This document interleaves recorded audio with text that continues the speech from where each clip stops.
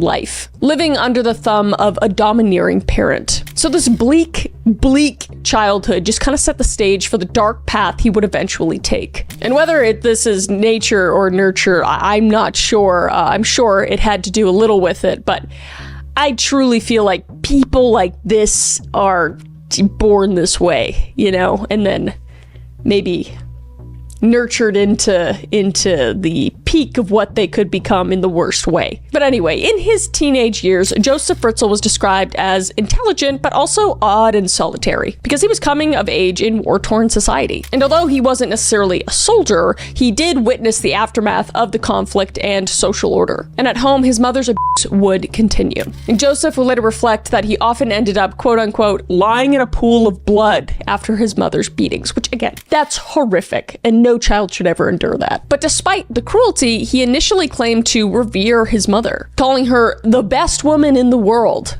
only later to admit how terrified and hurt he had been by her. But these early experiences taught Josef the power of domination and control, lessons he would twist in horrifying ways in his adult life, as we will come to know. So after finishing compulsory schooling, Fritzl pursued higher technical education, and outwardly he appeared to be turning into a normal, productive human being in society. But there were already hints of disturbing behavior beneath the surface. So Josef was bright enough to attend a technical college, where he earned his qualification in electrical engineering. So by his early 20s, he had a solid career path, and he would actually land a job at a steel company, and that was Voestalpine in Linz, and later would work at a construction materials firm in the hometown of Amstetten. So with his engineering knowledge, he became very skilled at mechanics and electrics, skills that he would one day use to build a secret facility for his crimes. So in 1956, at the age of 21, Josef married a young woman named Rosemarie. And Rosemarie was just 17 years old at the time, just different times. But to get this woman, he had managed to present himself as a normal man ready to settle down. And it was around this time that Josef's mother actually moved in with the newlyweds. How romantic. And in a disturbing reversal of his childhood, he began reportedly asserting control over his mother. And it said that eventually he actually locked his own mother in the attic of their home and bricked up her window. And he would tell his neighbors that she died, when in fact he just kept her imprisoned until her actual death in 1980. So the f***ed up shit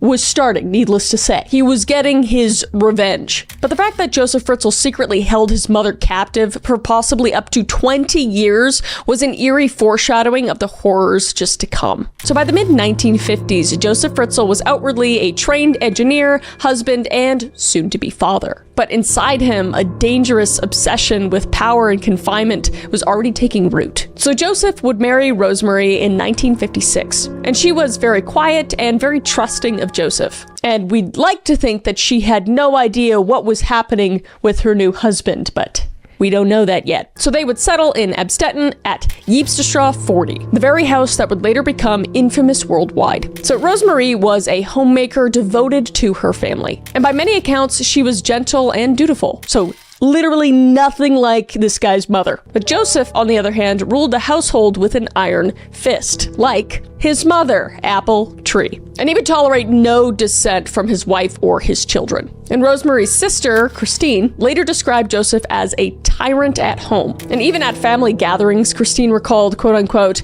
"If I myself was scared of him at a family party, then you can imagine how it must have been for Rosemarie, who lived under his roof, obviously." So this guy was just waiting for the opportunity to just dominate over somebody else after he was being dominated his entire childhood from his mother. But Rosemarie would do her best to keep the family together and appease her domineering husband, just completely unaware of the truly horrific plans he was concocting. So over the years, Rosemarie and Josef Fritzl had 7 children, 3 sons and 4 daughters. And one of those daughters was Elizabeth, who was born on April 6, 1966. And the Fritzl household from the outside seemed fairly ordinary, but obviously strict. And neighbors would later remember Josef as authoritarian but otherwise unremarkable. A man who liked order but kept his family in line. Inside the home, however, there were clear signs of abuse. And an acquaintance later recalled that Elizabeth was, quote unquote, very withdrawn and shy. And that her father would give her, quote, a slap for every small thing he disapproved of. And Joseph's own older son experienced this as well. And years later, one of Elizabeth's brother testified that their father would beat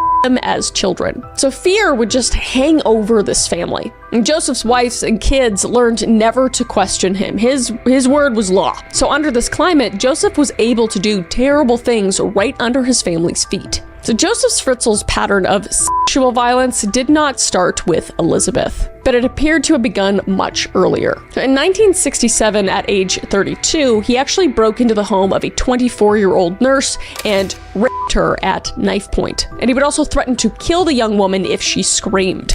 And Fritzl would actually be caught and convicted of this crime, serving only 12 months of an 18-month sentence in prison. But astonishingly, this violent sexual offense was kept relatively quiet under Austrian law. And it was actually wiped completely from his record after 15 years, which is f***ing crazy. Is that not crazy, Rupert? He's sleeping. I just woke him up. That was rude. Joseph was also accused of an attempted rape of another woman and was just known for indecent exposure around that time as well. Guy was the creepy guy with the jacket that opened and was just wearing nothing underneath. But these early crimes just show a dangerous predator behind a mask of a family man. And Rosemarie did know her husband had been in jail in the late 1960s, but it's unclear if she actually knew why. So she would stay with him, possibly just believing the excuses or rationalizations that he gave her. But by 1970s, Joseph had returned to family life and outward respectively. But nothing had changed about his violent desires. In fact, they were now turning towards the worst possible target, and that was his own daughter, Elizabeth. So Fritzl began SAing Elizabeth when she was only 11 years old in 1977, and he would single her out from his other children for especially harsh treatment. And as she reached adolescence, the abuse just escalated into rape. So Elizabeth just grew up in fear of her father, enduring things no child should ever suffer, let alone from their own father. So she became quiet and fearful and just tried to avoid him as much as she could.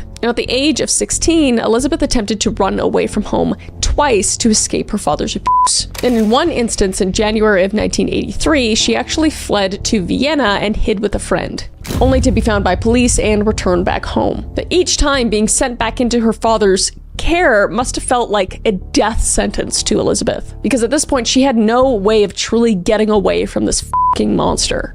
At least, not yet. And unfortunately, what Elizabeth didn't know was what her father's twisted mind had already devised as a permanent solution to keep her under his control forever. So during the late 1970s and the early 1980s, while Elizabeth was entering her teens, Joseph Fritzl was secretly building a prison beneath his home. An engineer by training, he took on a home improvement project, expanding the cellar beneath the family's apartment house. And at the time, Cold War fears made it common for Austrians to build nuclear bunkers and fallout shelters, so nobody batted an eye. And Fritzl took full advantage of this. So as early as 1978, he obtained official permits to construct a deeper cellar, allegedly as a domestic nuclear shelter on his property. So neighbors saw him renting excavators and digging out tons of soil from under the house, wheelbarrow by wheelbarrow. And to outsiders, he was simply a diligent homeowner just improving his property. But in reality, Joseph was meticulously planning a personal dungeon for his daughter. So by 1983, Fritzl's secret bunker was almost ready, and it comprised a network of narrow rooms hidden behind the existing basement. And he would install multiple reinforced doors, as many as 8 in a series, one after another,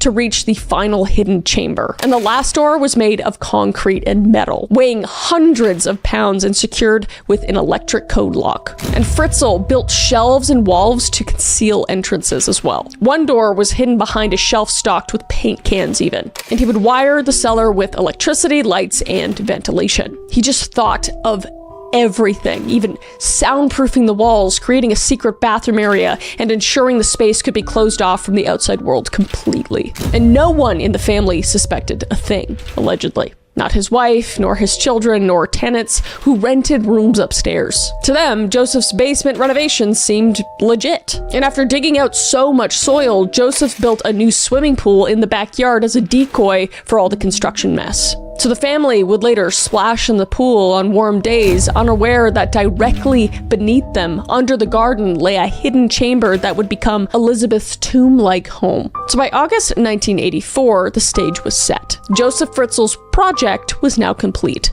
And now, all he needed was a way to lure his daughter inside of it. And sadly, he already knew exactly